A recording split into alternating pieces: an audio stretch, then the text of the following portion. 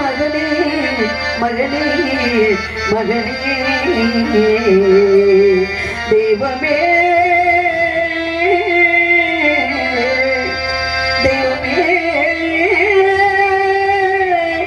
தெய்வமே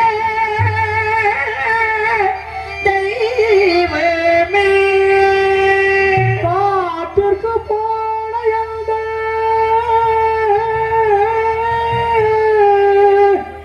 கல்மணி அந்தியாயோ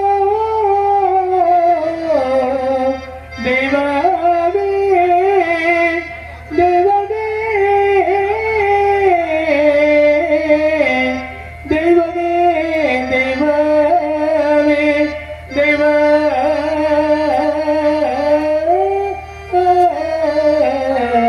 தெய்வமே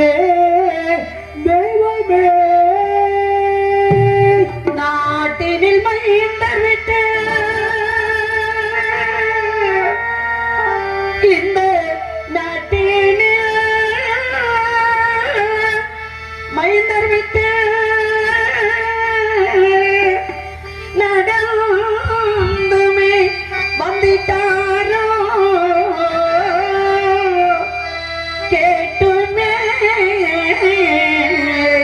வருவோம் என்றால் கேட்டுமே வருவோம் என்றால் அவர்களையும் காணே காணே காணே தெய்வமே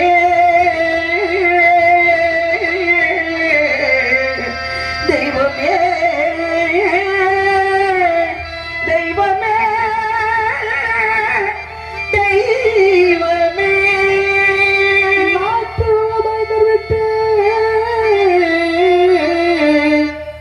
நாட்டில் உள்ள மைந்தர் விட்டு நடந்தவள் வந்திட்டாள தெய்வமே தெய்வமே கேட்டுவே வருவோம் என்றால் கேட்டுவே வருவோம் என்றால் சிவமே சிவமே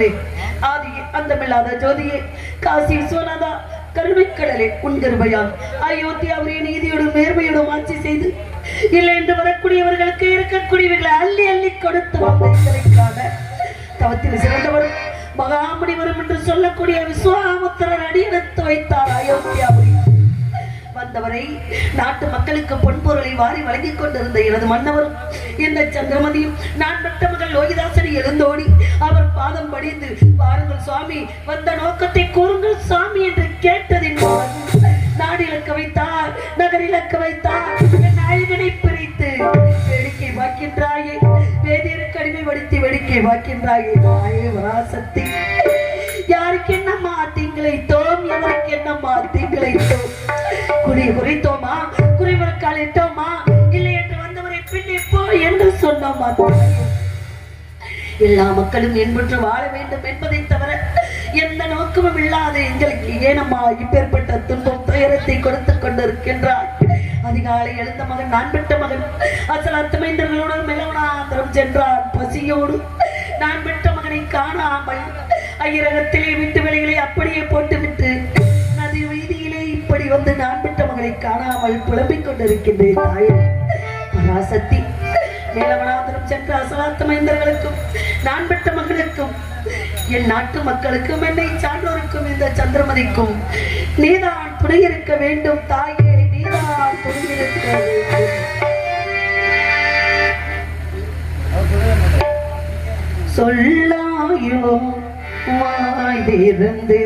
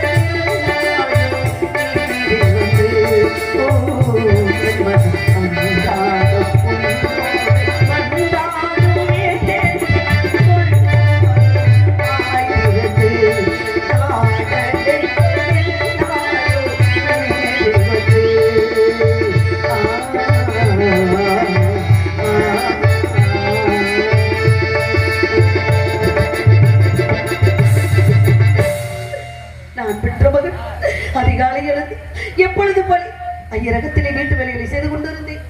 என்னை அடிமை கொண்ட வேதியராக்கப்பட்டவர் என் அருகில் கோவக்கனோடு வந்து நின்றார். அடி சந்தி, நீ மட்டும் வீட்டில் வேலைகளை எல்லாம் செய்து கொண்டிருக்கின்றாயே, எங்கே அடி உன் மகன்? நான் பெற்ற மகன் இது இருக்கின்றான், என்ன வேலை இருக்கின்றது சொல்லுங்கள் ஐயா, அந்த வேலைகளை இப்பொழுதே செய்து முடிக்கிறேன் என்று சொன்னேன். அடிய சந்தி, விடிந்தால் இந்த இடத்திலே திடீரென்ற சிதார்த்தம் நடக்கப் போகின்றது. அதற்கு வேண்டிய காரி பிரண்டை முன்னை முஷ்டை மாவிலை தெற்பிக் கொண்டு சமுத்துக்கள் அவற்றையும் வேலவனாந்தரம் சென்று பறித்து வர வேண்டுமணி என்று சொன்னார். ஐயா, இந்த வீட்டு வழிகளை முடித்துக் கொண்டு ஓடோடி வேலவனாந்தரம் சென்று தெற்பை யாவற்றையும் சேகரித்து வருவேன் ஐயா என்று சந்தி, நீ காட்டுக்கு சென்று விட்டால் அகத்தில் உள்ள வேலைகளை ஆரடி செய்வது அனுப்பி வையடி உன் மகனே என்று சொன்னார். ஐயா, நான் பெற்ற சிறுவன் அறியா சிறுவன் ஐயா, காடுவனம் போன்ற இடங்களுக்கெல்லாம் நான் பெற்ற மகன் சென்றதில்லை ஐயா. இந்த வீட்டு வேலைகளை முடித்துக் கொண்டு தெற்பை அவற்றை நான் சேகரித்து வருவேன் என்றும் சொன்னேன். அடி சந்தி, நீ எதிர்த்து பேசிக் கொண்டிருக்கின்றாய். நீ எதிர்த்து பேசுவதற்காக விலை கொடுத்து உன்னை வாங்கினோம். உன் மகன் போய் வர சொல், என் கட்டளை இது என்று என்னை அடுத்தட்டியை பார்த்தவன் நான் பெற்ற மகன் என் அருகில் வந்த அம்மா தாத்தா அவங்களை ஈசிக்கொண்டு பேசிக்கொண்டு இருக்கிறார்கள். அம்மா, எனக்கு பயமா இருக்கிறது அம்மா, நான் என்ன செய்வேன் அம்மா என்று கட்டி அழைத்து என் மகன் கதறி அழுதான். ஐயா, நான் பெற்ற மகனுக்கு சொன்னேன், அப்பா, உன்ன உணவு உடுத்த உடை இருக்க இருப்பிடம் தந்து இந்த புண்ணியவன் காத்துக் கொண்டிருக்கின்றான். அவரிட்ட கட்டளை செய்வது நம் கடமை அல்லவா மகனே என்று நான் பெற்ற மகனுக்கு ஆறுதல் சொன்னேன். எப்படி சொன்னேன் என்றால், சண்பிளை என்றாலும் சண்பிளை என்றாலும்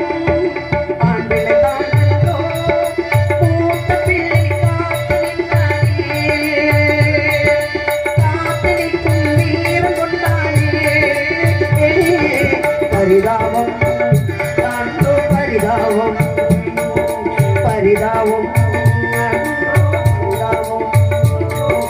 ஆண் பிள்ளை என்றாலும் சண்பிளை தான்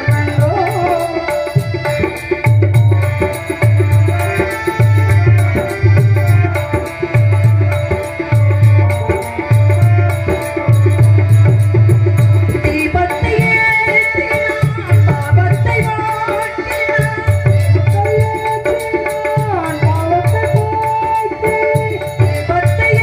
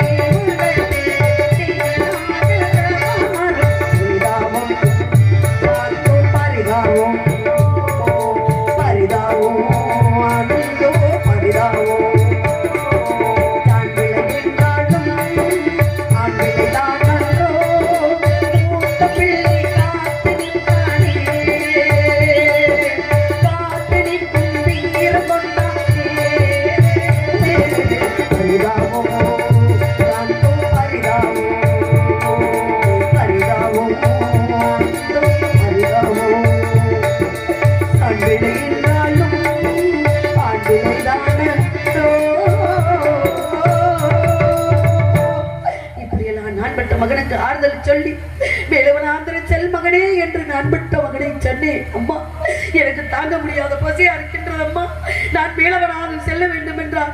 ஐயரிடத்தில் சென்று ஏதேனும் சிறிது ஆகாரம் வாங்கி தாருங்கள் அம்மா. ஓடினே ஐயா வேதியரே, என்னை அடிமை கொண்ட புண்ணியவரே, நான் பெற்ற மகன் வேலவனாந்திரை செல்ல போகின்றார். அந்த பிஞ்சு குழந்தை வயிற்றுக்கு சிறிது உணவு தாருங்கள் ஐயா என்று கேட்டேன். அடிய சந்தை விடிய வரை சிதார்த்த முடிய வரை யாருக்கும் அன்னம் கிடையாது, ஆகாரம் கிடையாது. உன் மகனை பட்டினியாக போய் நிராகாரமாவது கொடுங்கள் ஐயா. அந்த நிராகாரத்தை பருகிக் கொண்டு நான் பெற்ற மகன் செல்வான் ஐயா என்று கேட்டேன். அதற்கு மறுத்து விட்டார் என்னை அடிமை கொண்ட வேதியர். உன் மகனுக்கு பசி எடுத்தார். வேலவனாந்திரம் செல்லும் வழியில் ஓடுகிற கங்கையிலே 3 கை தண்ணீர் மாத்திரம் மறந்த சொல்லடி. நான் பெற்ற மகன் என்னையே கட்டி அடைத்து அழுது புலம்பிக் கொண்டு எனக்கு பசிக்கு உணவு தரவில்லை என்று சொல்லிவிட்டீர்கள் அம்மா. அன்றொரு நாள் எனக்கு பிறந்த நாள் வந்துவிட்டது என்று 33 தேவர்களுக்கும் 48,000 ரிஷிமார்களுக்கும் அன்னமிட்டு அமுதமிட்டு அவர்களுக்கெல்லாம் புத்தாடை கொடுத்து எனக்கு தங்க கிண்ணத்திலே பாலன்னம் பிசைந்து உண்ணு மகனே ஒரு வாய் வாங்கிக்க மகனே என்று சொன்னீர்கள் அம்மா. எனக்கு பசி இல்லை அம்மா என்று நீங்கள் கொடுத்த உணவை வாங்க மறுத்து விட்டேன் தாயே.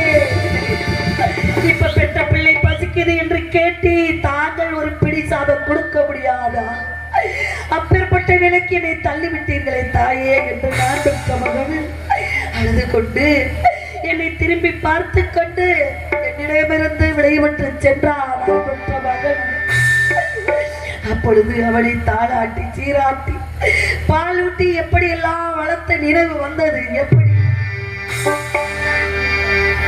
ஆரீரோ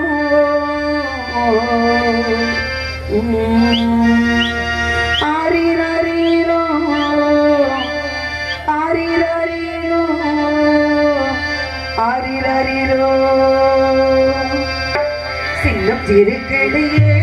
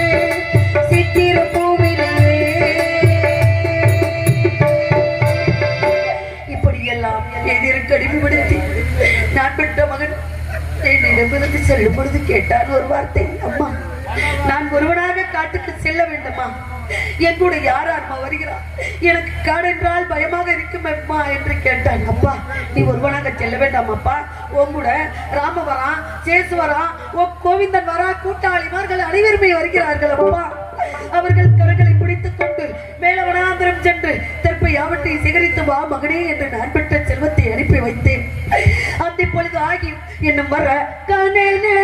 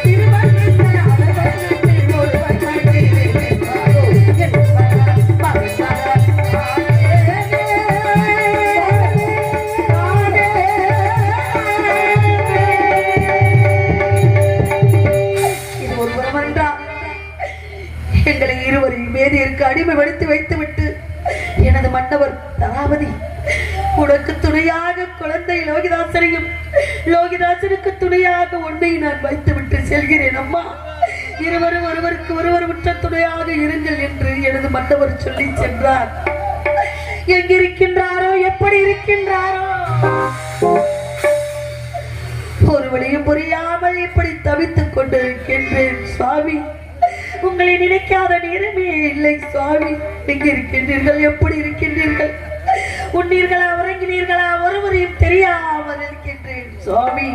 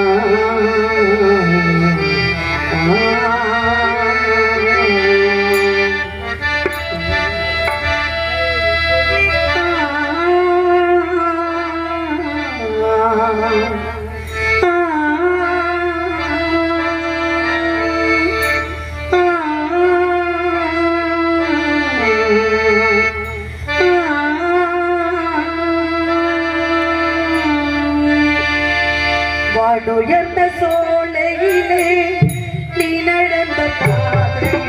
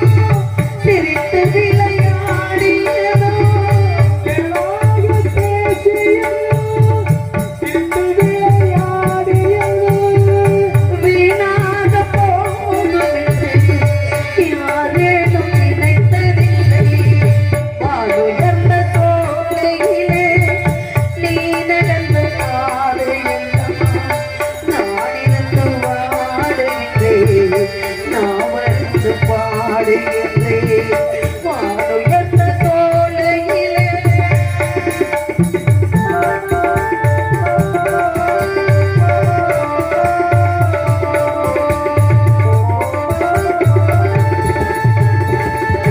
ஆற்றங்கரை ஓரத்திலே யாருமற்ற நேரத்திலே வீழ்ந்திருந்த மலர் பரப்பு வேதனையை தூண்டுதடி. ஆற்றங்கரை ஓரத்திலே யாருமற்ற நேரத்திலே வீழ்ந்திருந்த மலர் பரப்பு வேதனையை தூண்டுதடி. பூத்திருந்த மலரத்து பூங்குழலில் தூடி வைத்து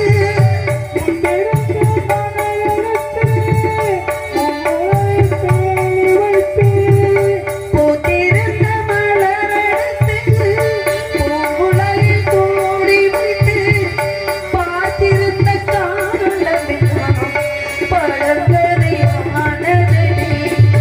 வானுயர்ந்த சோலையிலே நீ நடந்த பாதையெல்லாம் நானிருந்து வாழ்ந்தேன்.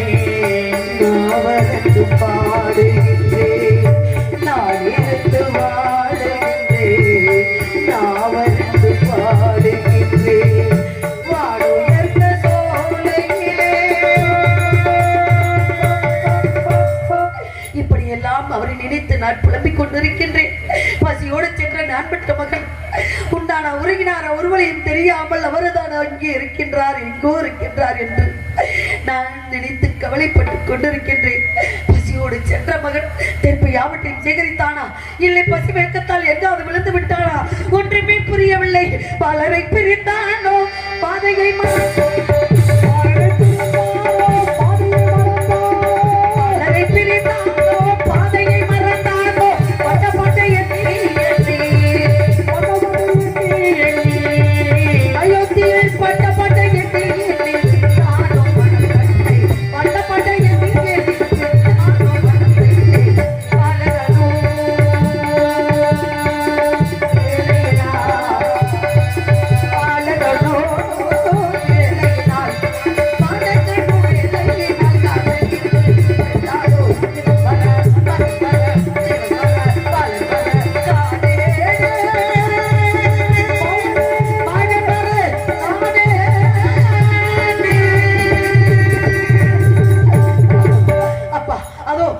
சிறுவர்களுடைய சத்தம் கேட்கின்றது. நான் பெற்ற மகன் அவர்கள் கரங்களை பிடித்துக் கொண்டு இப்பொழுது வருவான். நான் பெற்ற மகளை கட்டி அணைத்து முத்தம் கொடுத்து லோகிதாசா அம்மா இதோ வந்து கொண்டிருக்கின்றேன்.